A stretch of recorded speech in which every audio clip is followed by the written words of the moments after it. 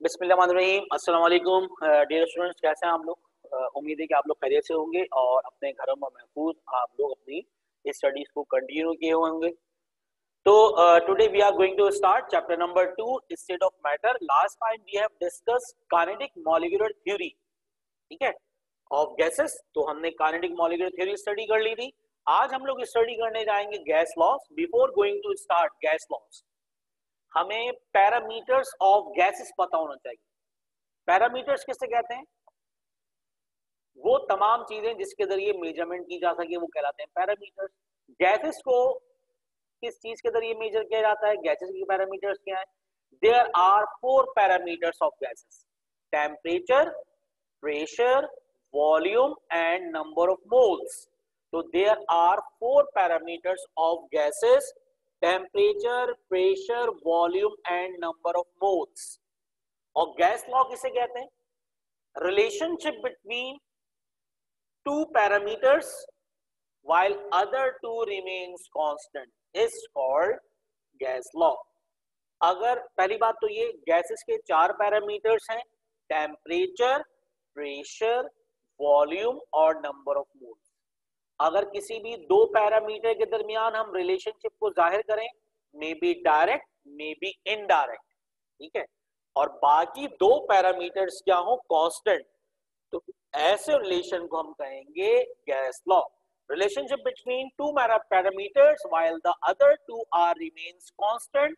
Constant का मतलब होता है फिक्स, ठीक है, जबकि बाकी 2 क्या हो? फिक्स हो, तो ये कहलाता है gas laws. Again we are going to start the gas law definition. पहली बात, parameters. There are 4 parameters of gases. ये 4 वेरिएबल होते हैं जिनके जरिए गैसेस को मेजर किया जाता है, या तो temperature, pressure, volume and number of moles. तो गैसेस के 4 पैरामीटर्स हैं: प्रेशर, वॉल्यूम, टेम्परेचर और नंबर ऑफ मोल्स। अगर किसी भी 2 पैरामीटर्स के दरमियान रिलेशन डेवलप कर दें, देखिए लास्ट में डेफिनेशन लिखी हुई है, relationship between 2 parameters while other 2 are remains constant is called gas law। किसी भी 2 पैरामीटर के दरमियान रिलेशनशिप जबकि बाकी 2 क्या हो? कांस्टेंट हो, तो ये कहलाता है हमारे पास गैस लॉ। तो हम यहां डिस्कस करेंगे Boyle's law, then Charles law, उसके बाद general gas equation, then Avogadro's law भी स्टडी करेंगे, ठीक है। तो one by one, first of all we are going to start Boyle's law.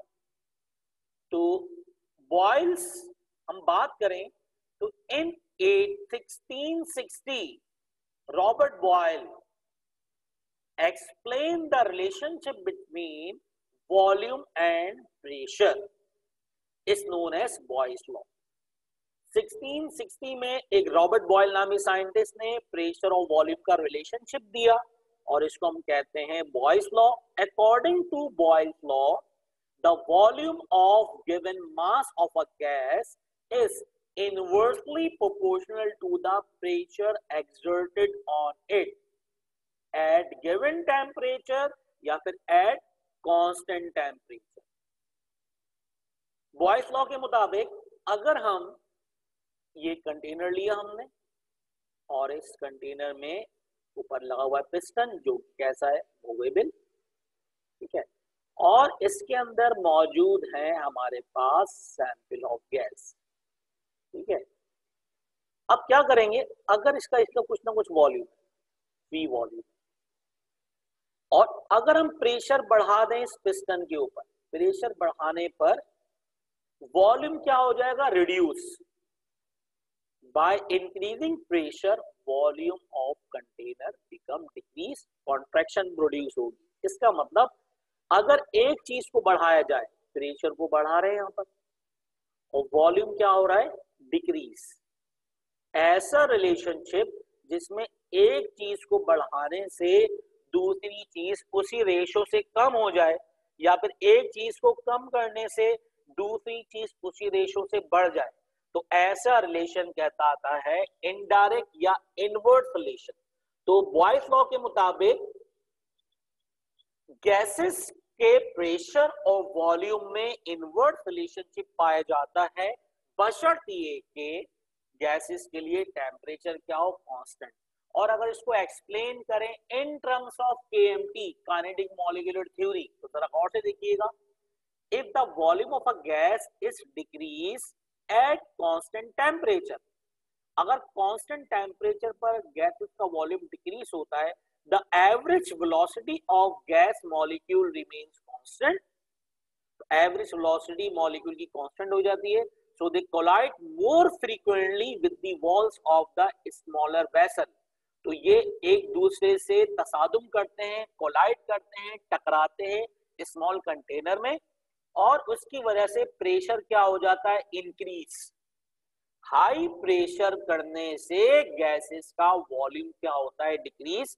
अगर इसको हम मैथमेटिकली नोट डाउन करें तो mathematically we can be written as, Boyle's law can be represented as volume is inversely proportional to pressure। Volume और pressure में inverse relation, आगे का लिखा हुआ है at constant temperature।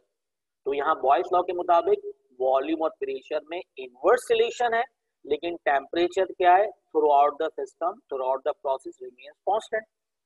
जब साइन ऑफ प्रोपोर्शनलिटी हटाते हैं तो आता है एक इक्वल और एक कांस्टेंट, ठीक है।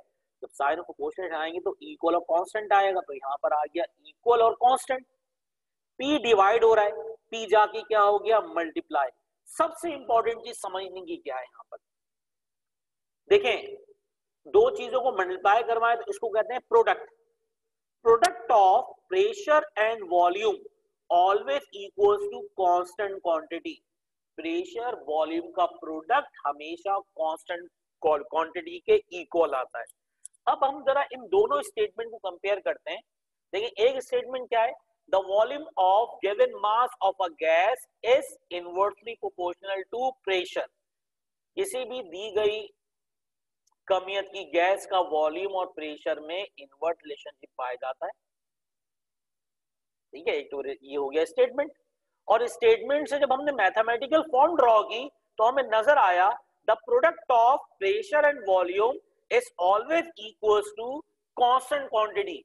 It means that PV equals to K. और ये आप लोगों के लिए मल्टीपल चॉइस के लिए भी इंपॉर्टेंट है, ठीक है। नेक्स्ट हमारे पास, अगर ये तो पढ़ लिया हम लोगों ने पीवी इक्वल्स टू के, पीवी इक्वल्स टू के।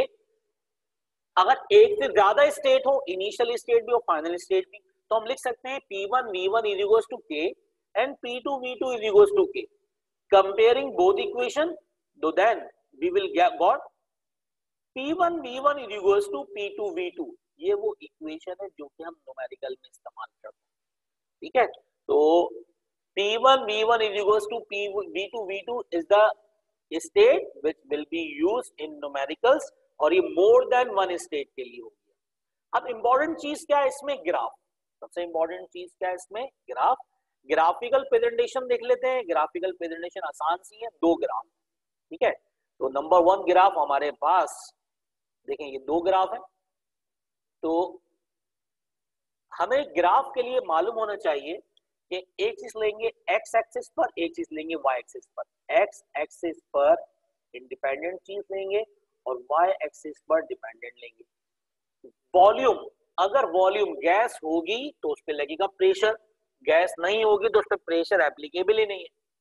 देखिए, बहुत ही आसान सी बात, अगर दो चीजों के दरमियान इनवर्स रिलेशन है, एक चीज याद होनी चाहिए हमें, अगर दो चीजों के दरमियान इनवर्स रिलेशन है, उनका ग्राफ हमेशा कर्व हासिल होता है। If two substances are inversely relate with each other then their graph will be curve। अगर दो चीजों के दरमियान इनवर्स रिलेशन है तो उनका ग्राफ हमेशा कर्व हासिल होगा। जबकि अगर दो चीजों के दरमियान डायरेक्ट रिलेशनशिप हुआ तो उनका ग्राफ हमेशा स्ट्रेट लाइन हासिल होगा। I repeated, if two substances are inversely relate with each other then their graph will be curve, while if two substances are directly relate with each other then their graph will be in straight line. हम जानते हैं if the volume of a gas is plotted against the total pressure, hyperbolic curve is obtained। ये curve जो बना है इसको कहेंगे hyperbolic. Simple, pressure को लेंगे एक्स एक्सिस पर, वॉल्यूम को लेंगे वाई एक्सिस पर। वॉल्यूम और प्रेशर में क्या रिलेशन है? इनवर्स। तो हम जस्ट एक रफली सा ग्राफ बना देंगे, कर्व आ गया उसमें हर पॉइंट, अगर देखें इस पॉइंट पे, देखें ये पॉइंट शो करें, इस पॉइंट को हम पैरेलल परपेंडिकुलर लाइन ड्रॉ करें और पैरेलल ड्रॉ करें, ठीक है। यहाँ पर प्रेशर क्या है? P1, यहाँ पर प्रेशर क्या है? P1, वॉल्यूम क्या है यहाँ पर? V1।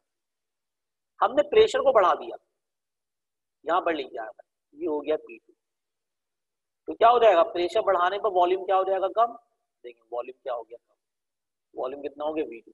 इसका मतलब ये ग्राफ जाहिर कर रहा है कि प्रेशर वॉल्यूम में इनवर्स रिलेशन है। जब ये ग्राफ कैसा आया? कर्व। तो ये फर्स्ट ग्राफ आप लोगों को आसानी से समझ में आ गया होगा, उम्मीद है हमें। Now we will move towards second graph। यहाँ पर वॉल्यूम और 1/P लिखा हुआ है। अब जरा गौर से देखिए, पढ़ने वाली बात है। वॉल्यूम और P में रिलेशनशिप होता है इनवर्स, जबकि वॉल्यूम और 1/P में रिलेशन होता है डायरेक्ट, ठीक है। तो ये समझने वाली बात है आपकी कि अगर हम V और P के दरमियान ग्राफ प्लॉट करेंगे तो V और P का इनवर्स रिलेशन है, ग्राफ आएगा कर्व। लेकिन अगर हम V और 1/P पूरी एक वैल्यू हो गई, 1/P हमने यहां रख दिया, दोनों में ग्राफ में फर्क क्या है? यहां लिखा हुआ है P और यहां लिखा हुआ है सेकंड वाले में 1/P। V और P में इनवर्स रिलेशन है, V और 1/P में डायरेक्ट रिलेशन है। अगर दो चीजों के दरमियान डायरेक्ट रिलेशन है, then their graph will be straight line, ठीक है। तो हमारे पास क्या हासिल हो गई? हमारे पास हासिल हो गई ये स्ट्रेट लाइन, ठीक है। If two substances are directly related with each other, then their graph will be in straight line। ये हमारे पास स्ट्रेट लाइन हासिल हो गई, ठीक है। तो यहाँ पर चीजें बड़ी आसानी से क्लियर होनी चाहिए। अगर दो चीजों के दरमियान इनवर्स रिलेशन होगा, अगर दो चीजों के दरमियान इनवर्स रिलेशन है, then their graph will be curve. तो यहाँ पर कर्व हासिल हुआ हमारे पास पहले वाले ग्राफ में। जबकि अगर दो चीजों के दरमियान इनवर्स रिलेशन के बजाय डायरेक्ट रिलेशन, ठीक है, तो then their graph also be in straight line. Now we have done gas law, that is Boyle's law, which is related with state of matter. If you have any query regarding Boyle's law, so you can ask comment. Otherwise, अपना ख्याल रखें। अल्लाह हाफ़िज़। बिस्मिल्लाहिर्रहमानिर्रहीम। अस्सलाम वालेकुम dear students, today we are going to start Charles law, जो relate कर रहा है chapter number 2 state of matter के टॉपिक से। Last time we have study Boyle's law और पैरामीटर्स। तो Charles law, this law is given by Charles in between 1746 to 1826 और relationship दिया इसने किस चीज का? वॉल्यूम और टेम्परेचर के दरमियान, ठीक है, एट कांस्टेंट या गिवन प्रेशर के ऊपर। ये फैक्ट है, हमेशा जब भी हीट करेंगे चीजें एक्सपेंड होंगी। हीट करने पे चीजें एक्सपेंड होती हैं और ठंडा करने पे चीजों में क्या पाई जाती है? कॉन्ट्रैक्शन। इसका मतलब टेम्परेचर बढ़ाने पे एक्सपेंशन होगी, टेम्परेचर वॉल्यूम का डायरेक्ट रिलेशन है। टेम्परेचर कम करने पे कॉन्ट्रैक्शन होगी, टेम्परेचर वॉल्यूम का डायरेक्ट रिलेशन है। दोनों ही बातें कर रहे हैं। तो according to Charles law, the volume of given mass of a gas is directly proportional to the absolute temperature at given pressure. Charles law के मुताबिक वॉल्यूम, किसी भी गैस की दी गई मास का वॉल्यूम और टेम्परेचर में डायरेक्ट रिलेशनशिप होता है, बशर्ते ये कि पूरे सिस्टम का प्रेशर क्या रहे? कांस्टेंट, ठीक है। एक ये स्टेटमेंट है, ये आप लिख दें। अब एक स्टेटमेंट और है, इसको समझने का तरीका जरा गौर से समझिएगा। इसको हमारी मर्जी, हम फाइनल में एग्जाम में कोई सा भी स्टेटमेंट लिखें। अब मसला सारा ये है, कितने टेम्परेचर पर कितना वॉल्यूम इंक्रीज होगा या कितने टेम्परेचर पर कितना वॉल्यूम डिक्रीज होगा, ये जरा मैथमेटिकली थोड़ी बात बताई गई, ठीक है। पहले स्टेटमेंट में सिर्फ ये बताया गया है कि किसी भी गैस का वॉल्यूम जो होगा वो डायरेक्टली प्रोपोर्शनल है एब्सोल्यूट टेम्परेचर के एट कांस्टेंट प्रेशर। हाँ, दूसरे स्टेटमेंट में ये वैल्यू बताई गई है कि कितना टेम्परेचर राइज करेंगे तो कितना वॉल्यूम डिक्रीज होगा, ठीक है, या कितना टेम्परेचर इंक्रीज करेंगे तो कितना वॉल्यूम इंक्रीज होगा। अब जरा गौर से देखिएगा, the volume of a given mass of a gas increase or decrease by 1/273 times of its original volume at 0 degree Celsius for every degree rise or fall of temperature at given pressure। इसका मतलब क्या है, जरा ये समझते हैं। For example, हमारे पास temperature कितना है, 0। हम टेम्परेचर बढ़ा रहे हैं 1 degree, 2 degree, 3 degree, 4 degree, 5 degree. यहाँ टेम्परेचर हम क्या कर रहे हैं, 1 डिग्री इंक्रीज कर रहे हैं। हर डिग्री इंक्रीज करने पर जो वॉल्यूम होगा 1/273 टाइम क्या होगा, इंक्रीज। इसी तरह अगर हम 0 डिग्री से 1 टेम्परेचर को कम करें, यानी कि -1, -2, -3, -4, -5, टेम्परेचर कम करने पर वॉल्यूम डिक्रीज कितने टाइम्स होगा, 1/2-3 टाइम्स डिक्रीज हो जाएगा। तो सिंपल यहाँ पर इंक्रीज और डिक्रीज दोनों की बातें की गई है। अगर टेम्परेचर को 1-1 डिग्री करके बढ़ाया जाए तो वॉल्यूम 1/273 टाइम्स हर डिग्री पर इंक्रीज होगा। और अगर टेम्परेचर को 1-1 डिग्री करके फॉल करवाया जाए, कम करवाया जाए, तो जो वॉल्यूम होगा वो हर डिग्री कम होने पर 1/273 टाइम्स क्या हो जाएगा, कम। उम्मीद है आप लोगों को ये सेकंड स्टेटमेंट क्लियर होगा। Now according to kinetic molecular theory, और अगर हम इस स्टेटमेंट को काइनेटिक मॉलिक्यूलर थ्योरी की फॉर्म में देखें, लेकिन काइनेटिक मॉलिक्यूलर थ्योरी का मतलब होता है हम गैस के कोलिजन की बात कर रहे हैं, गैस की वेलोसिटी की बात कर रहे हैं, ठीक है। लिखा हुआ है a decrease in temperature decrease the average kinetic energy of gas molecule, that is average molecular velocity decrease। ये हमने काइनेटिक मॉलिक्यूलर थ्योरी के पोस्टुलेट में पढ़ा था कि वॉल्यूम और टेम्परेचर और काइनेटिक एनर्जी में डायरेक्ट रिलेशनशिप है। अगर टेम्परेचर को कम करें तो मॉलिक्यूल की काइनेटिक एनर्जी भी कम हो जाती है, इसका मतलब वेलोसिटी कम हो जाती है, बशर्ते ये कि प्रेशर क्या रहे, कांस्टेंट, ठीक है, जिसकी वजह से गैसेस का वॉल्यूम क्या हो जाएगा, कम। कम टेम्परेचर है, गैसेस कम वॉल्यूम ऑक्यूपाई करेंगे, ज्यादा टेम्परेचर है, गैसेस ज्यादा वॉल्यूम ऑक्यूपाई करेंगे। अगर हम अपने इस स्टेटमेंट को मैथमेटिकल फॉर्म दें तो यहां पर आ गया मैथमेटिकली चार्ल्स लॉ, वॉल्यूम और एब्सोल्यूट टेम्परेचर में डायरेक्ट रिलेशनशिप है, जबकि थ्रू द प्रोसेस प्रेशर क्या है, कांस्टेंट। जब भी साइन ऑफ प्रोपोर्शनलिटी हटाएंगे तो एक इक्वल आएगा और एक क्या आएगा, कांस्टेंट। तो हमने साइन ऑफ प्रोपोर्शनलिटी यहां पे हटा दिया तो volume is equals to KT और T मल्टीप्लाई हो रहा है, आगे क्या होगा, डिवाइड। एक इंपॉर्टेंट चीज, अगर दो चीजों के दरमियान डायरेक्ट रिलेशनशिप हो तो उनका रेशो, ये क्या है, इसको कहेंगे रेशो। रेशो का मतलब डिवाइड, ये चीज क्या है हमारे पास, रेशो। अगर दो चीजों के दरमियान डायरेक्ट रिलेशनशिप होगा तो उनका रेशो जो होगा हमेशा क्या आएगा, एक कांस्टेंट। जिस तरह हमने बॉयल्स लॉ में देखा है, अगर दो चीजों के दरमियान इनवर्स रिलेशन है तो दोनों का प्रोडक्ट आएगा कांस्टेंट। अगर दो चीजों के दरमियान डायरेक्ट रिलेशन है तो उनका रेशो आएगा कांस्टेंट। तो हमने यहाँ पर देख लिया कि रेशो कांस्टेंट किस तरीके से आ रहा है। तो ये सिंगल स्टेट के लिए हो गया। मोर देन वन स्टेट के लिए क्या करें, मोर देन वन स्टेट के लिए बहुत ही आसान सी बात है कि V1 एंड T1 ये इनिशियल वैल्यूज है, V2 और T2 ये फाइनल वैल्यूज है। तो ये आ गया V1 over T1 is equals to K और V2 over T2 is equals to K।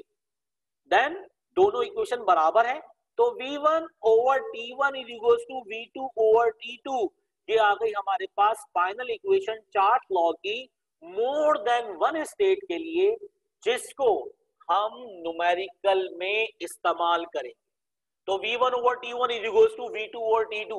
This equation used in Charles law. Now we are going to move towards graphical presentation of Charles law. और सबसे important चीज यहां पे पढ़ेंगे हम लोग absolute zero, ठीक है। तो चार्ट लॉ की ग्राफिकल प्रेजेंटेशन पढ़ने से पहले हम जरा एब्सोल्यूट जीरो को देख लेते हैं एक बार। The temperature at which the volume of gas is theoretically considered equal to be zero is called as absolute zero। वो टेम्परेचर जिस पर ये फर्ज किया जाए, ये कंसीडर किया जाए कि किसी भी गैस का वॉल्यूम क्या हो जाता है जीरो, इसको हम कहते हैं एब्सोल्यूट जीरो। और वैल्यू कितनी होती है? 0 केल्विन या फिर -273.16। अभी इसके बाद ग्राफ की तरफ मूव करते हैं। असल में होता क्या है, ये वो टेम्परेचर है जिस पर कोई भी गैस, किसी भी गैस का वॉल्यूम कितना हो जाता है जीरो। इसका मतलब गैस अपनी नेचर चेंज कर लेती है लिक्विड के अंदर। इसी वजह से हम कहते हैं गैस जीरो हो गई। असल में वो कन्वर्ट किस में हो गई? लिक्विड में।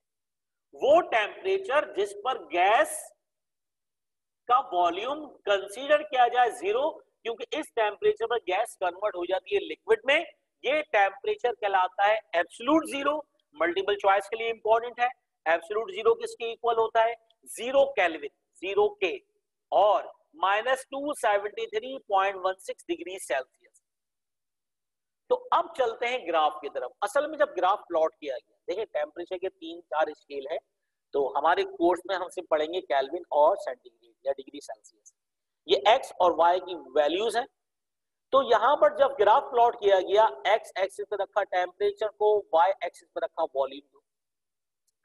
अगर जरा गौर से देखिएगा, ग्राफ प्लॉट किया जाए, ठीक है, अगर ग्राफ प्लॉट किया जाए और टेम्परेचर डिग्री सेल्सियस में होगा, टेम्परेचर किसमें हो? डिग्री सेल्सियस के अंदर।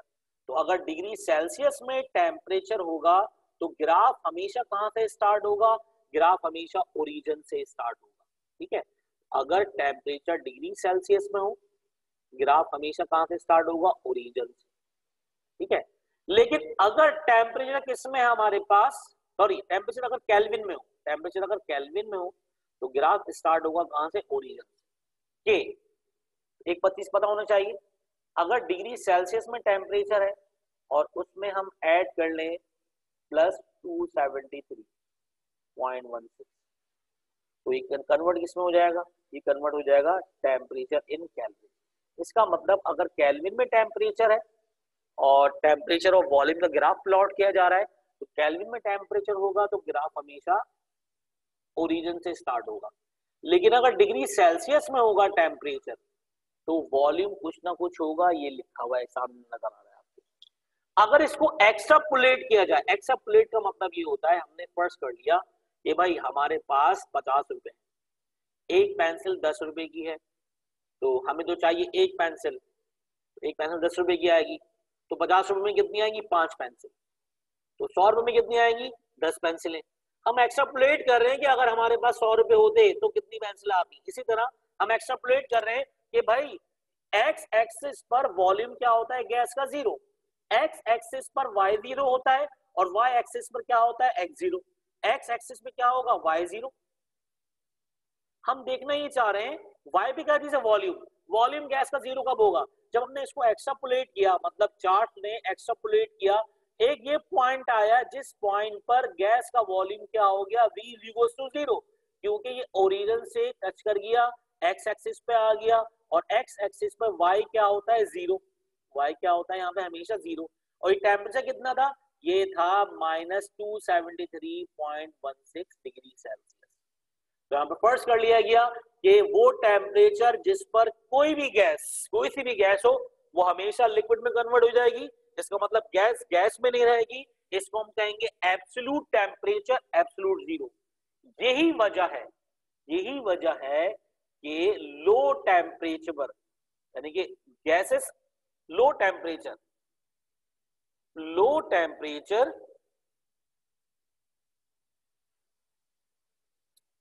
एंड हाई प्रेशर पे, लो टेम्परेचर और हाई प्रेशर पर जो गैसेस होती हैं, जो gases do not obey gas law.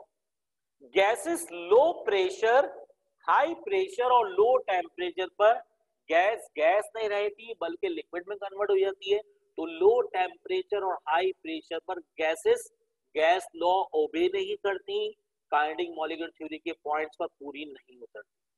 Clear हो जाएगा आप लोगों को ये। तो here we have done Charles law and its graphical presentation with definition of absolute zero। सबसे इंपॉर्टेंट चीज थी इसमें एब्सोल्यूट जीरो क्या होता है, वो टेम्परेचर जिस पर ये कंसीडर किया जाता है किसी भी गैस का जो वॉल्यूम होता है वो जीरो हो जाता है। वो टेम्परेचर कितना होता है, वो टेम्परेचर होता है हमारे पास -273.16 डिग्री सेल्सियस या 0 केल्विन। और यहां पर हमारे पास सेकंड जो इंपॉर्टेंट चीज है वो था ग्राफ। इस ग्राफ में एक्सट्रापोलेट करने पर दो बातें याद होनी चाहिए आपको। अगर हमारे पास ग्राफ मौजूद है और ग्राफ में टेम्परेचर केल्विन में है, टेम्परेचर किसमें, केल्विन में, तो ग्राफ जो स्ट्रेट लाइन बनेगी अगर केल्विन है तो ओरिजिन से स्टार्टिंग होगी, और अगर डिग्री सेल्सियस में टेम्परेचर है तो जो ग्राफ होगा उसमें वॉल्यूम जीरो से स्टार्ट नहीं होगा बल्कि कुछ ना कुछ वॉल्यूम की वैल्यू होगी। अगर उसको एक्सट्रापोलेट करेंगे तो वो पॉइंट आएगा जिस पर y एक्सिस जीरो हो जाएगी। वो कहां पर होगी, जिस पर y एक्सिस x पे टच कर गया, और वो टेम्परेचर कितना है -273.16 डिग्री सेल्सियस या फिर 0 केल्विन। उम्मीद है आप लोगों को चार्ल्स लॉ कंप्लीटली क्लियर होगा। If you have any query regarding Charles law तो you can text me, message me, और डायरेक्टली चैट में आप लोग लिख सकते हैं। नेक्स्ट टाइम पर, मतलब अभी हमारी मीटिंग में थोड़ा कम टाइम रह गया है, नेक्स्ट टाइम पर हम जो यहाँ पर स्टार्टिंग करेंगे वो journal gas equation, Avogadro's law. ठीक है, तो अभी हम लोग थोड़ा सा स्टडी आगे बढ़ा लेते हैं। तो कोई क्यूरी है तो आप लोग मुझे टेक्स्ट कर दें। तो इंशाल्लाह नेक्स्ट क्लास में मुलाकात होगी। टिल देन अपना ख्याल रखें। अल्लाह हाफिज।